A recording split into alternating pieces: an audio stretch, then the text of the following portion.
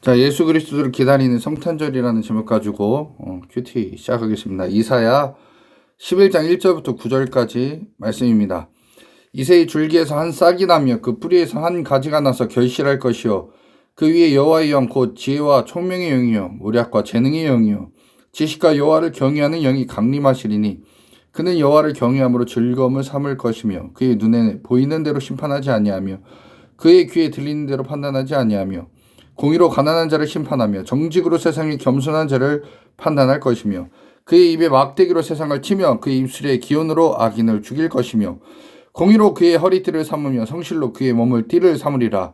그때 이리가 어린 양과 함께 살며 표범이 어린 염소와 함께 누우며 송아지와 어린 사자와 살찐 짐승이 함께 있어 어린 아이에게 끌리며 암소와 곰이 함께 먹으며 그것들의 새끼가 함께 엎드러지며 사자가 소처럼 풀을 먹을 것이며 젖먹는 아이가 독사의 구멍에서 장난하며 젖된 어린아이가 독사의 굴에 손을 넣을 것이라. 내 거룩한 산 모든 곳에서 해됨도 없고 상함도 없을 것이니 이는 물이 바다를 덮음같이 여호와를 아는 지식이 세상에 충만할 것임이니라. 아멘.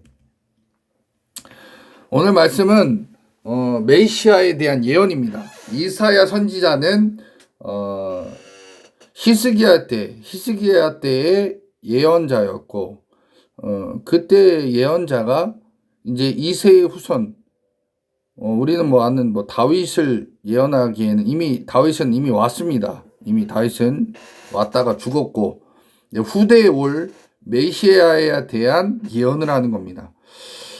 자, 근데 이 메시아가 어디서 나오느냐 보니까 이새의 줄기와 뿌리에서 발현하여 결실하는 열매라고 얘기합니다. 가까이서는 이게 다윗을 얘기할 수도 있지만 이미 이때는 다윗은 죽은 때입니다. 그러니까 앞으로 올 이새의 줄기와 뿌리에서 누군가 온다라는 거죠.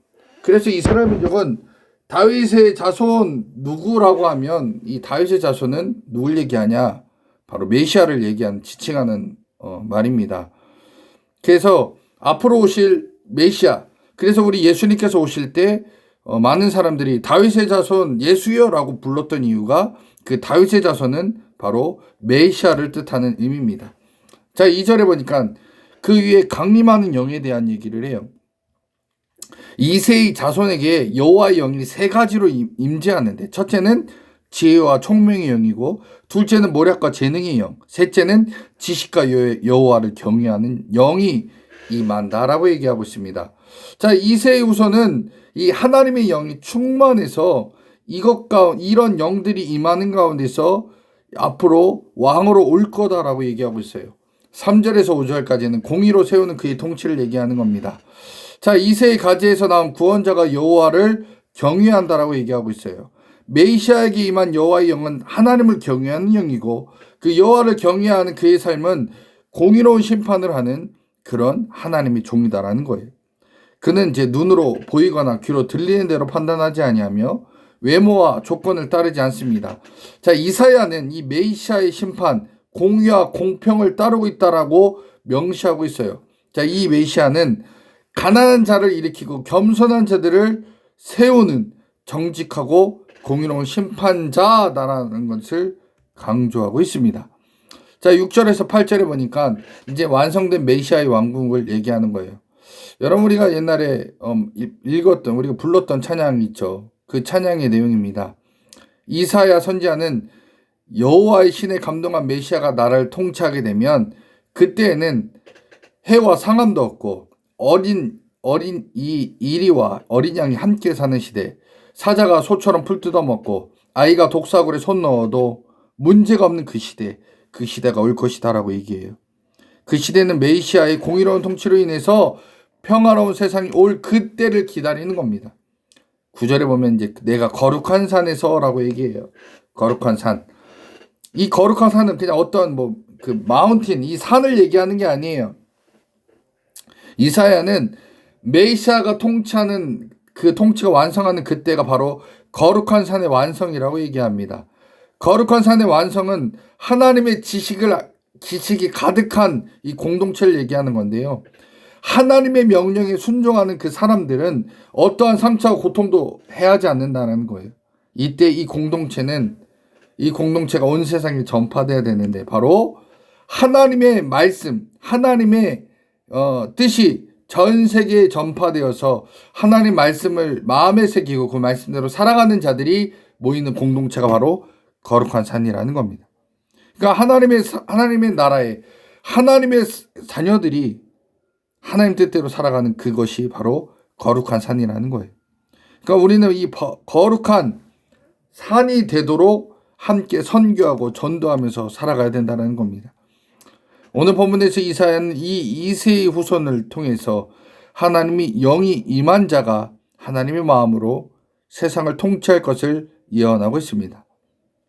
당시 아하스가 통치하던 시대 때에는 우상 숭배로 나라에 문제가 있었고 어려움도 있었습니다. 그러나 그의 아들 히스기야가 통치하면서 이스라엘의 회복이 임하기도 했습니다. 그러나 그 이사야가 말하는 바로 이 예언은 히스기야 때 예언이 아니라 오실 메시아에 대한 예언입니다. 세상에서 많은 왕들이 있죠. 그들이 얘기하는 좋은 왕은 나라를 평화롭게 하고 부강하게 하는 왕입니다. 그러나 하나님께서 인정한 그 메시아는 하나님의 권능으로 나라를 통치하는 왕을 얘기합니다.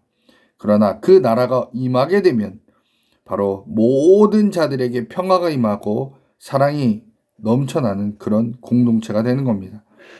이런 모든 생명체가 하나님의 말씀에 순종하고 미움과 다툼이 없는, 그리고 사랑으로 하나 되는 공동체가 되는 게 바로 하나님의 뜻이다라는 겁니다.